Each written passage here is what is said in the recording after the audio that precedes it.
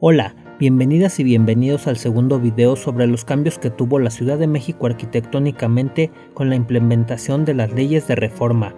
Si no has visto el primer capítulo, puedes hacerlo pulsando el enlace donde se tratan los antecedentes que llevaron a tales cambios.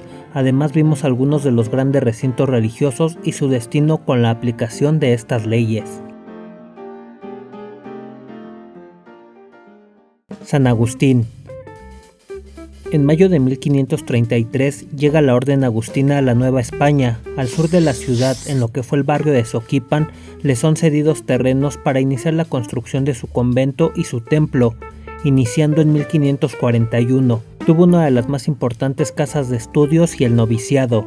Extendieron rápidamente el predio a una casa vecina, construyendo un arco cubierto para pasar de una propiedad a otra, conocido como el Arco de San Agustín, que dio el nombre a la calle que hoy es República de El Salvador.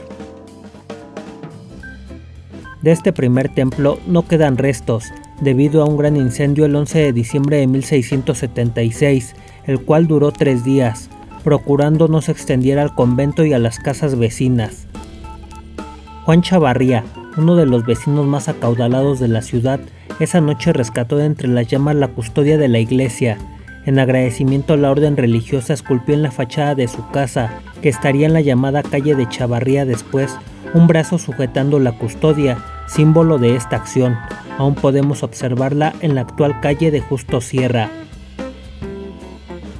La reconstrucción se hizo de 1677 a 1692, dando como resultado uno de los templos más suntuosos de la ciudad.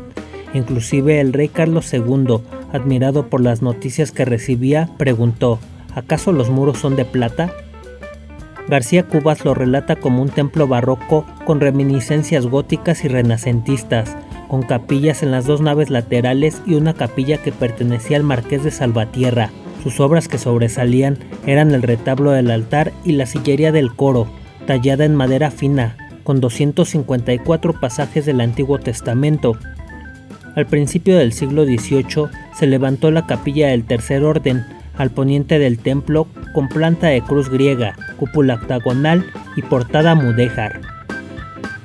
Contaba con numerosas celdas para los religiosos, con extensos patios, un claustro grande y uno pequeño junto a la sacristía, ambos de 2 plantas, bordeados por arcos de medio punto y un doble número de arcos rebajados en la planta alta, con bellos artesonados y pinturas de Zurbarán, Arteaga, Villalpando, entre otros. En la portada principal se esculpió un relieve de San Agustín, y de las torres solo se terminó la poniente. Muchos de sus ingresos venían de casas que rentaban en toda la ciudad, préstamos con el 5% de interés anual y de haciendas con excedentes que eran vendidos. Con las leyes de reforma, el conjunto conventual se vendió en lotes, donde se construyeron casas particulares. La sillería fue quitada y arrojada a una bodega.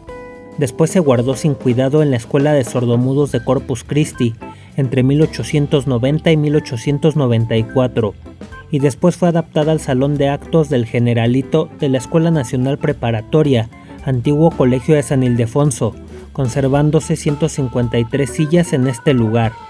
De lo que fue el convento no queda casi ningún vestigio. En un inicio llegó a inundarse. La biblioteca augustina quedó abandonada a su suerte, con las puertas abiertas y los libros y manuscritos a merced de quien quisiera llevárselos. La iglesia fue desmantelada y dejada con un aspecto de ruina. En 1867, Juárez manda fundar la Biblioteca Nacional. Se buscó borrar el carácter religioso del recinto, se cerraron los brazos del crucero, en cada capilla se construyó un depósito de libros con piso de madera. El presbiterio se hizo hexagonal, se ocultó la cúpula, se demolió la torre campanario, el atrio fue hecho jardín y se demolió la barda atrial, poniendo una verja de hierro con herrería del convento de la Encarnación. En 1929, la biblioteca pasa a manos de la Universidad Autónoma, cambiando su sede posteriormente, cuando se construyó Ciudad Universitaria. Actualmente se encuentra en proceso de restauración. La antigua sacristía y el claustro chico tuvieron varios usos, entre los que fueron imprenta e incluso como almacén de basura, hasta que en 1957 les fueron dados nuevamente a los frailes para establecer su iglesia, debiendo ser todo reconstruido. incluidas las bancas, el confesionario y el altar. Continúa con actividad religiosa. Antes de seguir con el video, te invito a seguir recibiendo notificaciones de recorridos temáticos, información histórica, artística y cultural suscribiéndote al canal y seguir este proyecto en redes sociales.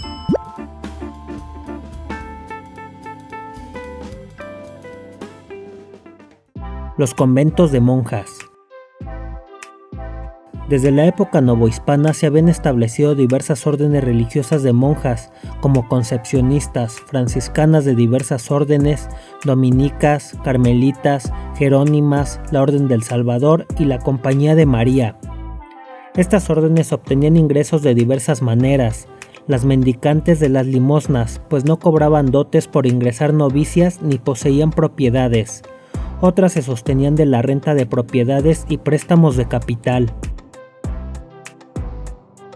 Se prohibió el ingreso de novicias, sin suprimirse de inicio las órdenes de monjas, pues muchas no tenían lugar a donde refugiarse fuera del convento.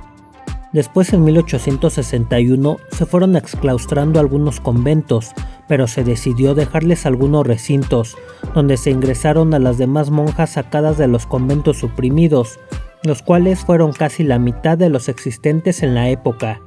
La acción fue llevada a cabo el 13 de febrero de este año, proceso llamado refundición. En 1863, los conventos de monjas son suprimidos definitivamente. Algunos se restablecieron durante la intervención francesa, pero a la caída del imperio se dispersaron nuevamente. A partir de aquí, cada antiguo convento tendría distintos usos y destinos, como lo veremos a continuación. La Concepción. Este fue el convento de monjas más grande y ostentoso de la ciudad, fundado en 1530 y era dueño de 132 fincas urbanas y cobraba el dote para su ingreso. De él salieron las demás órdenes concepcionistas de México. Fue exclaustrado y suprimido en 1861. El enorme terreno que llegó a ocupar fue fraccionado y vendido a particulares. La antigua calle de Dolores, hoy República de Cuba, se extendió partiendo el predio para dar extensión hasta la antigua calle de las Rejas de la Concepción, hoy Eje Central.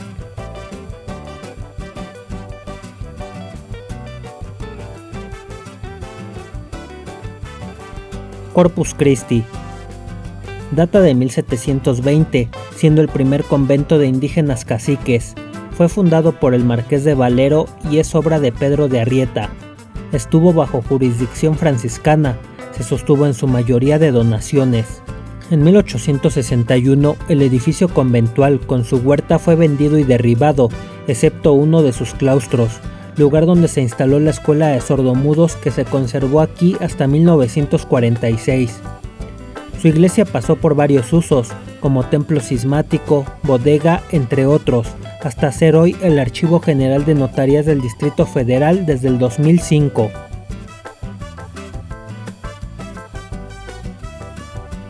Colegio de Niñas, fundado en 1532 por Fray Pedro de Gante, para que niñas mestizas tuvieran educación y se consagraran a las buenas obras. El lugar sufrió de expropiaciones.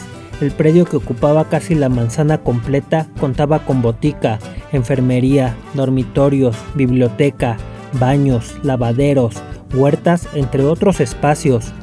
El templo sobrevivió y posteriormente recibió el nombre de Nuestra Señora de Lourdes. A finales del siglo XIX, el predio lo ocupó el Casino Alemán, en 1909 el Teatro Colón y en 1934 el Cine Imperial. El edificio del colegio fue reedificado en 1990 para la Asociación de Bancos de México.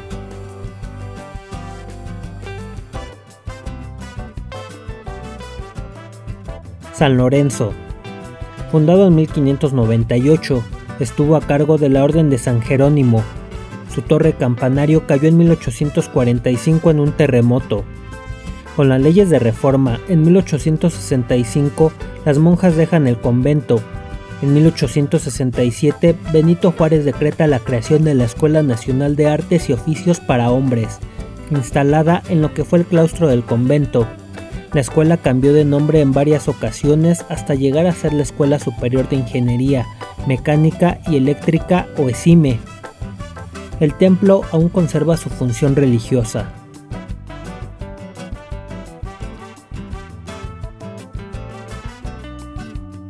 San Jerónimo. Fue fundado en 1585 con el nombre de Convento de Nuestra Señora de la Expectación y fue habitado principalmente por monjas criollas y españolas. También es famoso por haber sido hogar de Sor Juana Inés de la Cruz.